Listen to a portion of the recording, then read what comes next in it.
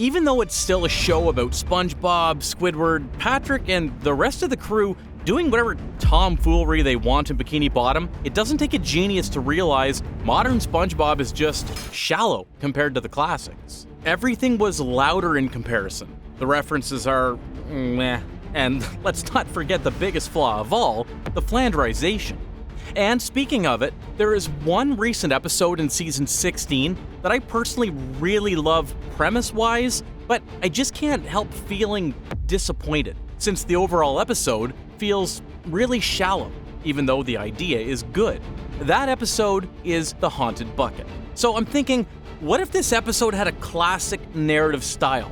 Would it be a better or maybe even a great episode? Or is it totally unsavable right from the beginning? The answer, it's surprising to say the least. So, this episode is the most recent Halloween special. However, you might be surprised that this is only the third time we get an episode set at Halloween. Not as in a spooky episode released at Halloween, but as in celebrating Halloween as the setting of the episode. Like I Was a Teenage Gary, those were Halloween special episodes, but it's not about celebrating Halloween. The only other two Halloween-themed episodes before this one are Scaredy Pants in Season 1 and the stop-motion Legend of Bikini Bottom in Season 11. Yeah, I thought we had more. Speaking of more, this episode also has a more lengthy runtime at about 16 minutes. One of the reasons being its sister episode is a fully animated CGI that only lasts 6 minutes called Go Fetch, which is a really good episode if you haven't watched it yourself. Nevertheless, the same cannot be said for The Haunted Bucket. The episode starts late at night at the Krusty Krab during Halloween. We can see that the Krusty Krab has gone all out with its decorations, to the point that it almost feels too bright to be spooky. SpongeBob just finished his shift, so he rushes out to meet his best friend Patrick because they wanted to spend the rest of the night celebrating Halloween, dressed together as a sea mule, which, unfortunately, both of them prepared the rear end part. I see you're both dressing up as idiots for Halloween this year. Then they tell Squidward every little detail about their plans. That they're gonna go to SpongeBob's house, watch scary movies, and scream all night long. And because Squidward gets irritated by them, mostly because they're screaming so loudly in his ear, he decided to prank them. Or should I say, to try to ruin their night. He says, "Oh, you can't spend Halloween night watching a movie, you should go somewhere actually spooky. Get the real experience. Somewhere like Chum Bucket." No one ever goes in there. Maybe because it's haunted. SpongeBob and Patrick were actually excited about hearing that idea. They thanked Squidward for suggesting it and asked him to go with them. But of course, Squidward refused. He had apparently much better things to do. Now, at this point on, we all know it's going to be a journey about the two of them and possibly Squidward getting dragged into the Chum Bucket for some spooky and wacky adventure. But I can guarantee I'm not the only one that feels like the whole setup for the plot feels somewhat forced. It was as if you could really read the writer's thoughts behind the opening scene. Like, oh, let's make the three of them go to Spooky Chum Bucket for Halloween. Yeah, but for what reason? Maybe let's make Squidward irritated by them, so he told them to go there. Their conversation, it's lacking. We never really understand why they have to go to the Chum Bucket, except for the fact that, well, they're stupid and pretty easygoing. Now, there are at least two flaws in the opening scene which make the whole scene feel really, really hollow.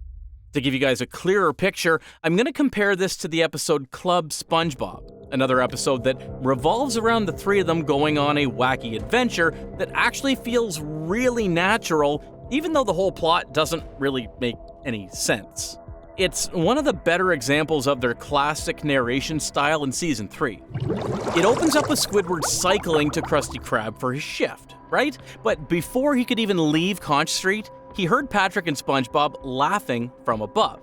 They kept throwing inside jokes that only made themselves laugh, to the point that it really irritates Squidward. So now Squidward got even more annoyed and said, "Well, what does it take to be a member, aside from being stupid?" Which they replied, "You can't even get in, even though you tried." Then Squidward gets mad because it clearly hurt his ego. That's who he is. He will always want to prove that he's the better person. So he climbs up the vine and forces himself inside, only to be met with a brilliant punchline. Well, this is stupid. There's no room up here. That's what we've been trying to tell you. After that, Squidward will try to get himself out by grabbing the stalk beside the clubhouse, pulling everything near the ground, and catapulting the three of them to the kelp forest to begin their adventure. See, we're not even really focused on why there's a tall, kelp-looking tree outside of his home, or why SpongeBob and Patrick make the club in the first place. We're focusing on Squidward, who is really irritated simply because he was not included in this secret club. Even more so when Patrick said he and his whole nose couldn't fit in. So he tries to prove them wrong, only to realize they actually meant he couldn't physically fit in the tiny clubhouse. That whole misunderstanding really highlights each of their character flaws. SpongeBob doing weird things while cracking jokes with Patrick. Patrick loves to say something stupid that sounds aggressive, even though he never really meant it. And Squidward is just too proud to feel excluded. Their whole adventure starts because each of them had a part making the mistake. That's the first thing the Haunted Bucket didn't have. A whole character-driven narrative that forces each of them to interact, thus creating the problem to be solved. And if I want to be specific, there's just not enough reason for Squidward to trick them into entering the chum bucket. You could enhance it by making a monologue for Squidward's inner thoughts, like, "Oh no, they're gonna be partying loud and annoying for the whole night while I just wanted a peaceful Halloween. I should make them go away for the whole night then," thus telling them to go to the chum bucket. That way we know it's all just about Squidward wanting peace. And somehow, we'll get dragged into it because he's the unluckiest person in the show, right? Putting that aside, the real problem in the story only starts when they go inside the chum bucket. What is that? Someone or something is coming. Again, why are they acting like they don't know who lives here? Does the episode happen before season 1?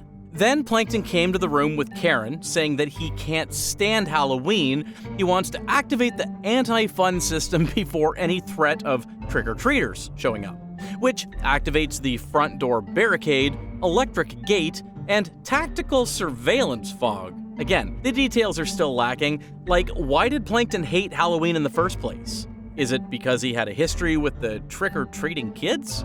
And then shouldn't the whole system just be put outside the chum bucket to keep everyone away? Now it just feels like it's deliberately made to conveniently trap SpongeBob and Patrick inside rather than the opposite. You know what's also convenient? Bringing Squidward into the problem. Oh, I know who we can ask.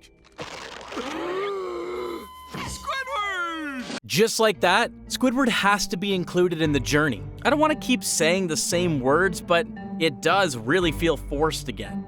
They don't even bother thinking of some, clever way to make Squidward enter the chum bucket on his own. Anyway, now since Squidward stupidly touches the electric gate, Plankton and Karen get alerted to their presence. So they said, fine, if it's a scare they want, I will give them a scare. Shouldn't you hate Halloween, Plankton? Now this is the second flaw of the episode. The three of them, plus Plankton and Karen, rarely talk to each other about what's happening, or what they should do. In Club SpongeBob, right after they got lost in the kelp forest, they started to talk about how dire the situation was that they were in. Oh, cheer up, Squid. It could be worse. Yeah, you could be bald and have a big nose. Again, highlighting each of their own personalities. Squidward being a pessimist, SpongeBob being the optimist, and Patrick who just reacts to everything spontaneously. All of this conversation would lead up to the famous magic conch shell that would later be the bomb of the story. As for the Haunted Bucket, they only have one short conversation before Plankton hits them up with the scary show. I heard one time these two imbeciles locked me in the chum bucket all night! After that, we get almost 3 minutes full of slapstick jokes, where Plankton chases them by swinging Ghost Karen everywhere, which makes the three of them run inside the basement, and then later hit every single one of the buttons because, just because. Now, this is where it gets kind of interesting. All those malfunctioning machines actually open up some kind of spectral gateway for every kind of ghost to come in. Squidward actually asks why the first ghost looked like a cowboy, which Plankton answered with, Well, I bought the chum bucket cheap because it was built on an ancient cowboy burial ground. Then he also added that the ancient cowboy burial ground was made on top of a pet cemetery, a shipwreck, and a prehistoric tar pit. It's actually a pretty good joke. It gives some funny explanations as to why Chum Bucket is cursed and always feels dead from the beginning. Unfortunately, now all the ghosts are causing mayhem and scaring them because, well, it's Halloween. However, it didn't stop there. The ghost took over the Chum Bucket, prying the bucket open and releasing every single one of them to run amok everywhere. Now the plot suddenly shifts in scale. What we thought was going to be just a wacky adventure at the Chum Bucket turned into a crisis for the entire city. This is where the real story begins. However, don't get your hopes too high, not just yet. Because you see, up until this point in the story, they've already spent 11 of the 16 minutes of the runtime inside the Chum Bucket, leaving only 5 or 6 minutes to solve the whole ghost problem. Why? If this is meant to be the big idea for the episode, shouldn't you open the portal sooner? Like, you could make SpongeBob and Patrick go straight to the basement from the very first minute and create the malfunction. Then, the whole story is going to be about handling the crisis. But now, since they have so little time left, SpongeBob immediately asks for the solution. He demands that Plankton help them or he's going to sing. I think that's a reference to every other singing part in the special episodes. Like, SpongeBob will always sing to save the day, and now even us are tired of it, so they're just, making a joke out of it. All right, fine. I'll get the ghost back as long as you don't sing.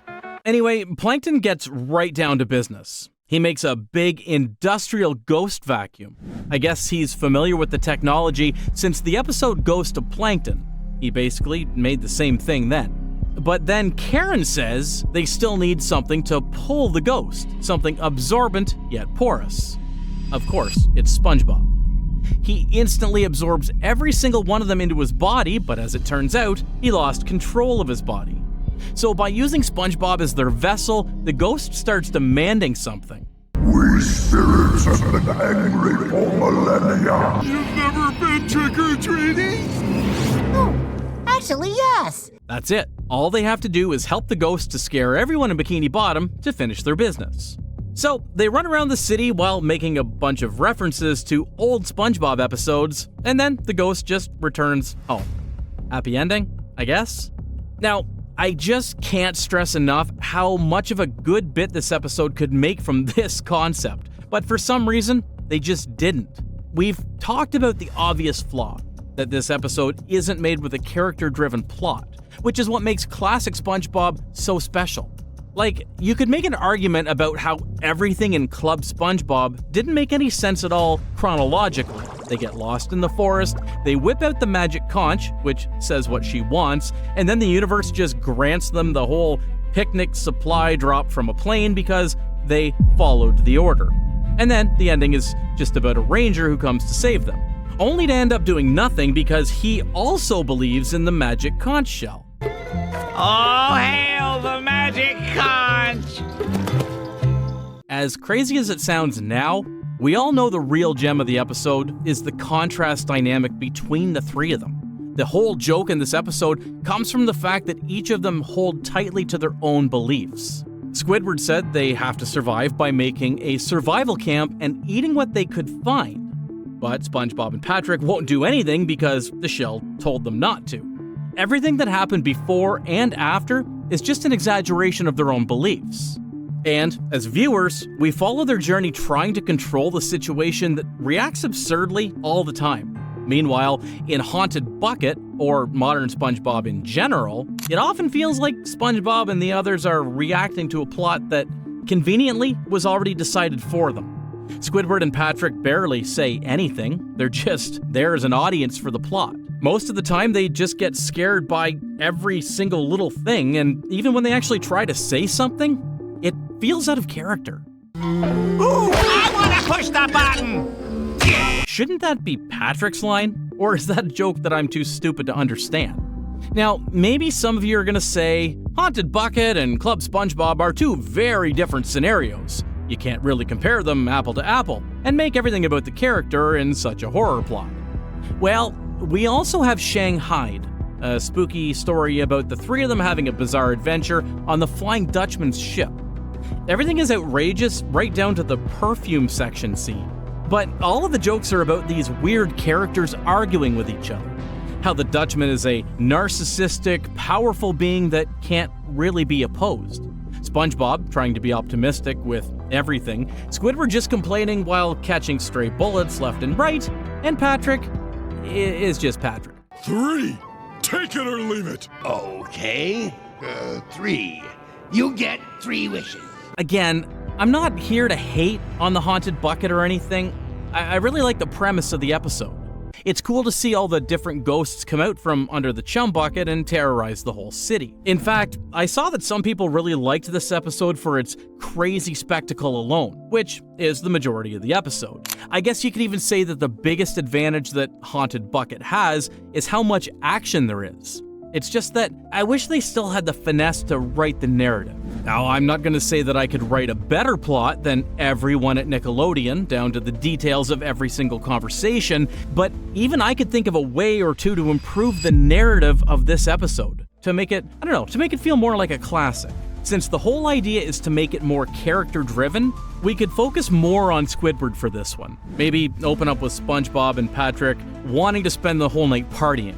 Squidward doesn't like that idea since he wants some peace, so he tells them to go to the chum bucket in hope that they wouldn't get back for the rest of the night. Then the two of them could go straight to the chum bucket basement, fiddle with some sticks, and open the portal, which would alert Plankton and Karen and explain the lore behind the chum bucket. Squidward could get dragged into the adventure by having one of the ghosts terrorize him in his own home before SpongeBob and Patrick come to his rescue. They could all try to handle the situation at first, but it's no use since the ancient ghosts are so many and so powerful. So they ask Plankton to make the ghost vacuum and put it all on SpongeBob, who would later get possessed by it. There are two options from this point. Either have the Flying Dutchman come because they all interrupted his peace, and then he should fight the possessed SpongeBob and save the day. This would crank up the action aspect even more. Or keep the same resolution but with Squidward at the center of it. Or you know what? Why not make Squidward the one hosting them all? So now Squidward has to be the one terrorizing everyone in Bikini Bottom, even though he's the one wishing for a peaceful Halloween in the first place. And during all this, don't forget the most important thing: character-driven conversation. Make every single one of them react to each other's opinion. Squidward should be cynical and want to wrap the job as quickly as possible. SpongeBob genuinely wants to help the ghost, thus being Squidward's supportive sidekick, and Patrick is just there, reacting to everything in his own Patrick way. Meanwhile, Plankton and Karen could be the ones actually enjoying the whole moment, chatting with all the ghosts as the current owner of the place, and as a revelation for hating Halloween early in the episode. That way, everyone could get their own lesson in the story, as well as having the spirit of Halloween by, tricking everyone in the city. Isn't that better than what we have now? So, with these changes, I genuinely think a Haunted Bucket could be a more enjoyable episode. Not only will it become a refreshing plot, but it'll actually have some of those charming, classic narrative styles that always hide some life lessons in the end. But I'm kind of curious, what would you do to make this episode feel more like a classic? Just let me know in the comments. At the end of the day, modern SpongeBob episodes with classic narration style are almost impossible to expect. I just feel like the writers don't understand anymore what makes SpongeBob SpongeBob in the first place. Or worse, they did actually understand, but they just couldn't be bothered to do it anymore. And yet, I am not going to stop hoping. I'm going to watch all of them, searching for any diamonds in the rough to talk about with you guys. With that being said, other than the classic narrative style, I do have a few characters that I really wish Nickelodeon would bring back to the show. There's been lots of forgettable, one-time characters over the years, but this is special. She's the one that Squidward should have ended up with. And if you like this kind of story, it goes without saying that you're gonna love that one too. As always, I'll see you on the next dive.